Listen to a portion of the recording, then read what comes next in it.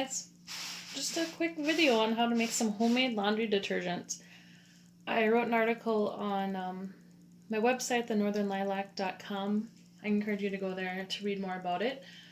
But basically, I've been making homemade laundry soap for a few years now, and it works great.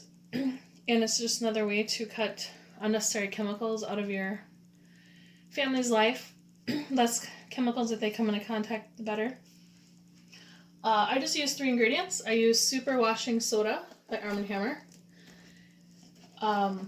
borax, which is a little controversial. There's a lot of conflicting information about if this product is a green product. I encourage you to do your own research and come up with your own opinion. And then Dr. Bronner's. All their products are amazing and awesome.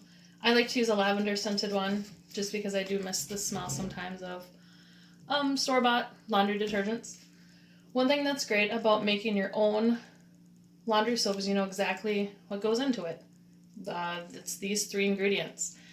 And there's a great group out there called the Environmental Working Group. It is a independent nonprofit group that tests products and then rates them based off toxicity or potential warnings. And so most of the Dr. Bronner products get a low hazard rating. The Arm & Hammer Super Washing Soda gets an A, so it's a low hazard. Borax, however, according to the Environmental Working Group, gets an F. And like I said, do your own research on it. The studies, they do look at ingesting and kind of long-term undiluted use. And I'm not too concerned. I'm not rubbing this on anyone's skin. This is going to be all mixed together, put through the wash, and then so I'm not concerned about the final exposure on that. So if you look at a lot of the store-bought detergents, I have one here, for example. I picked up this. I was in a hurry and I was out of my homemade, and it's Tide Simply Clean and Fresh. So in my head I thought, again, I was in a hurry, so I didn't look closely, and I thought, okay, it's got to be like fragrance free or free of a bunch of dyes, or it's none of that. It is scented, and then they don't list any ingredients. That's another thing with the laundry detergent that you buy in the store. They don't have to list their ingredients, and so you don't really know what you're getting. The Environmental Working Group does rate these products as well. Most of the Tide products are a D, which is not a great rating. So that's just another reason that I like to mix up my own. And it's really easy. I just take a big pot and then just carefully pour it in. It does get a little dusty. If you wanted to be super healthy or cautious, I guess you could wear a respirator mask, but I just dump in 1 box of the borax. You can see how it gets a bit dusty.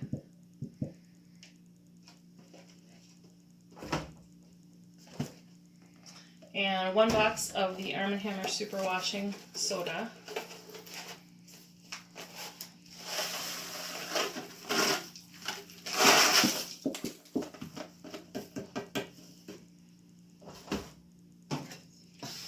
And just make sure you use a big enough pot, because this can get messy as you're stirring it up and picking up the dust.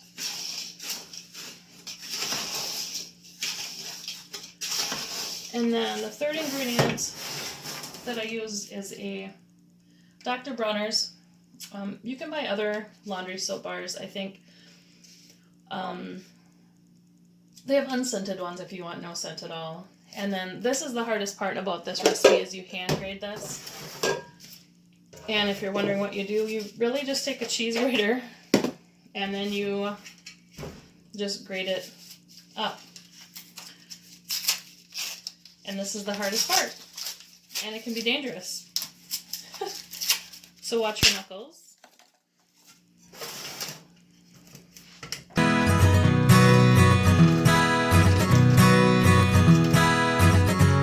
That is all of the Dr. Dr. Bronner's soap bar.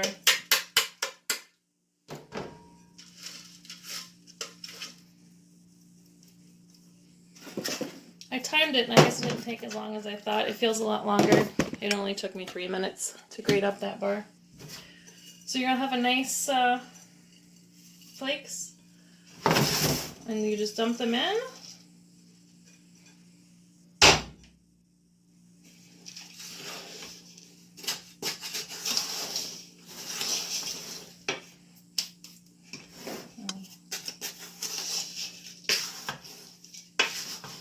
And it's that easy. Like I said, I've been using this for years, and it gets our clothes clean.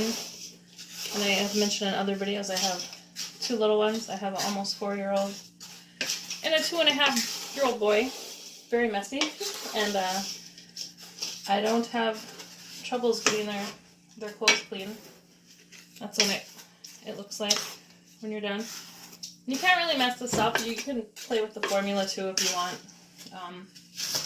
more of the bar soap in there too. And I guess just a few notes. This doesn't suds up. It doesn't have the sulfate's another thing that companies add, because we like our suds. In our heads we think that the suds are what gets the clothes clean, but you don't have to have suds to have clean clothes. Another tip I had was this Fells Naphtha bar. You've seen these. They're a laundry bar. I think they're about $1 in the store. This is like the best stain remover ever. It has a C rating on the Environmental Working Group's website.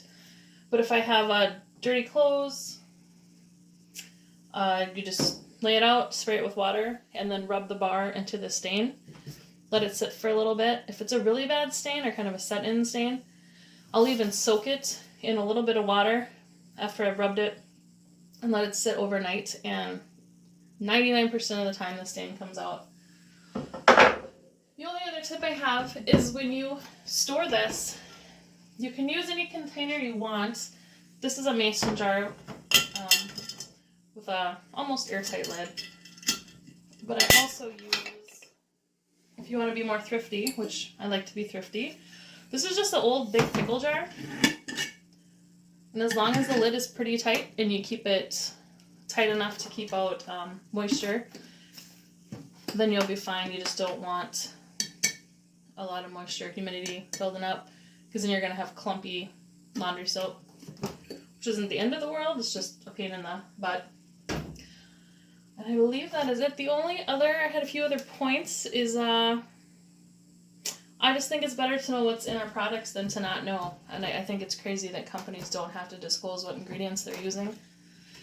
And if they do, a lot of times a company will put on the ingredients list just fragrance. And that is a proprietary thing, and they're not legally required to disclose what's in that. And so on an ingredient label where it says fragrance, that can literally be thousands of products, chemicals, and you don't know what they are. And we don't know long-term effects of a lot of this stuff. So I hope you feel like you can make your own soap. If you have comments, please leave them below. I'll put the link to my website for step-by-step instructions in the comment section or in the description section. And if you have a good alternative for borax that you have used and you think works well, let me know. All right, thanks for watching.